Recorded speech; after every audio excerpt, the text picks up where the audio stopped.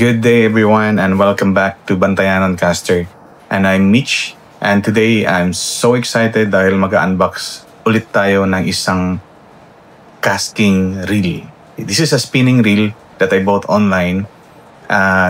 Samahan niyo akong i-unbox ito para sa mga newbie anglers because this is a budget-friendly reel na pwede natin gamitin sa ating fishing adventures. So this is a casting Brutus. This is a 4000 series na nabili ko online and same store na binibilhan ko pa rin sa mga reel na kailangan ko and hindi pa ako nabigo. Laging maganda ang packaging nila at laging maganda yung quality ng mga reels na natatanggap ko. Buksan na natin yung box. At typical casting packaging, so naka-plastic lang siya. Kung makikita nyo dito. Sa ibang unboxing videos ko rin, makikita nyo pa rin na naka-plastic lang na. Very simple. Along with stickers and manuals at iba pang mga papel-papel dito sa loob. So, set aside muna natin to. Ito na yung casting Brutus na nabili ko. Actually, binili ko siya for my son para magamit niya at masamahan niya ako sa mga fishing adventure namin. Ang gamit ko naman is a casting Megatron na meron akong separate review nito sa ibang video. So, pakicheck na lang yung ibang videos natin. So, same structure. So, luluwagan natin tong knob na to para maayos natin yung knob niya. So, same design. Wala siyang kakaiba sa mga nabili kong reels sa casting. Pero again, this is a lightweight reel. Napakagandang spinning reel nito. So, very smooth yung drag niya, yung spin niya. I am satisfied again with casting Brutus. Umpisahan natin sa body frame niya. Kung mariring nyo, this is a graphite frame. Lightweight, corrosion resistant. Hindi siya kasing tibay ng aluminum pero mas magaan at budget friendly kasi mura lang naman ang bili ko dito. Ang casting kasi is a US-based brand na gumagawa ng mga reel at rods and other fishing tackles o kung ano pa man yun in a very affordable price, budget friendly but a very powerful specs. Yung handle knob niya is graphite handle, EVA knob. So, ang knob naman niya is parang EVA plastic. With its price, it's really good. Feels good. Ang dali niyang hawakan. Masarap siya sa kamay. It's a lightweight handle. Comfy hawakan kahit basa. Maganda pa rin siyang hawakan sa kamay. Ang main gear niya is zinc alloy. It gives us power sa retrieve. Ang zinc alloy has a good balance and strength and affordable cost. Kaya ito mas mura dahil sa mga materials na ginamit niya. Pero huwag nating simulin yung mga materials na ginamit dahil magaganda pa rin kahit budget friendly siya. Pinion gear niya is brass, katulad sa Megatron na nabili ko. Still it's brass. Ang pinion gear is an important gear na nagko-connect sa spool shaft. Kaya kailangan durable para sa smooth na retrieve. Yung ball bearing niya is 4+1 stainless steel. So, mas smaller kasi to. Unlike sa Megatron, it's a 7+1. So, ito is 4+1. 4 na bearings plus 1 sa retrieve. Gear ratio niya is 5:1. Ang ibig sabihin ng gear ratio niya is yung balance ng speed and power. Hindi sobrang bilis, hindi sobrang bagal. Sakto lang.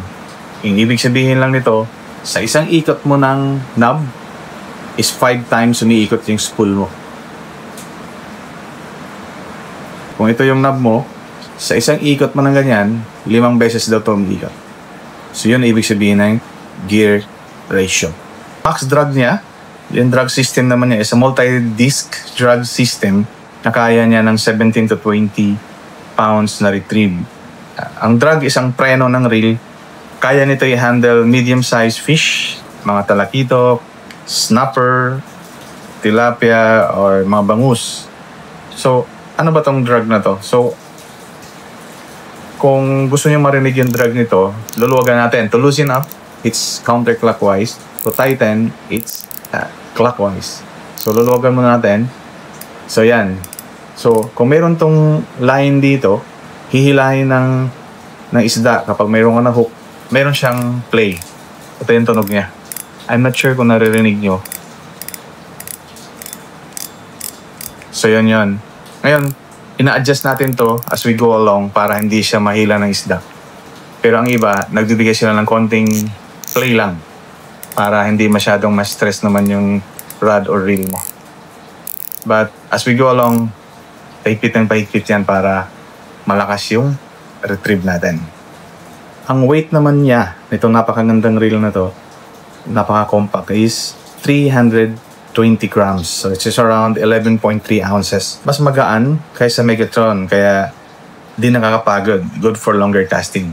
Yung Megatron kasi na nabili ko is really for salt water. So sure casting, pang malayuan. Kaya ang binili ko ring rod ng Megatron ko is an 11-footer Seahawk rod. So meron din akong review nito, hiwalay.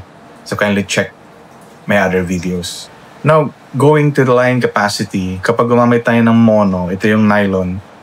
Kapag gumamit tayo ng 10 pounds, kaya niyang ilagay dito sa loob 200 yards. Ngayon, kung gagamit ka ng mas makapal, 12 pounds, mas mabigat, 160 yards lang ang kaya mong i-fit dito kapag gumamit ka ng nylon. Mono has a stretch, good for forgiving hook sets. Perfect naman siya sa freshwater or light na saltwater fishing naman.